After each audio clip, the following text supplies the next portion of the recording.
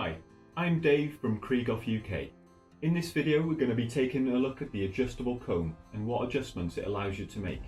The adjustable comb gives you the flexibility to fine-tune the height and the cast of the comb. To make all the adjustments we're going to be using this wrench, which is a comb wrench, and it's a 2.5mm Allen or hex wrench. So to remove the comb, we're going to be looking at the two holes on the side of the comb, and we're going to be using our wrench to untighten these. Slacken off the two screws on the side of the comb. Don't attempt to remove these screws. You can then lift the comb off, and this gives you access to make the adjustments. So we'll start by looking at the adjustment of the height. There are jacking screws next to the pillar recesses in the comb itself. It's these you need to unwind so they protrude out and hold the comb at your set height. I'll show you how this is done now. Using a counterclockwise turn to unwind the jacking screws out to your desired height. These are M4 threaded screws, so they'll measure 1.5mm for every 2 threads. They don't have to be even if you prefer the comb to have a slight slope. Once you're happy the height's been set, you can place the comb back on the pillars, and as you can see, that comb won't go any lower.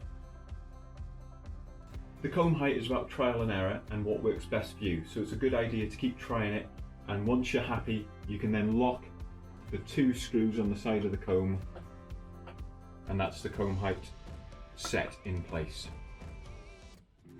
So next up we're going to be looking at the other adjustment, which is the cast. Again, we need the comb removed to do this adjustment. Some counterclockwise turns again, remove the comb, and this time we're going to be looking at the 2 pillars. On top of the pillars you'll see screws which I'll loosen with a counterclockwise turn. You can see the movement of each one.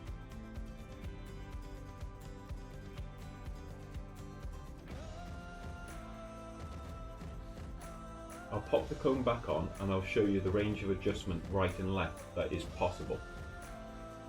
You have 5mm of cast left or right available, so quite a broad range if needed.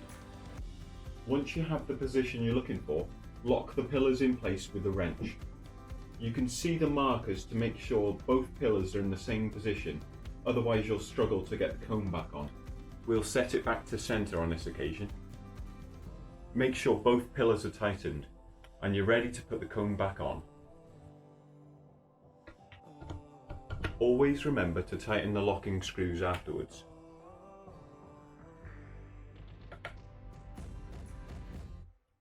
And you're done.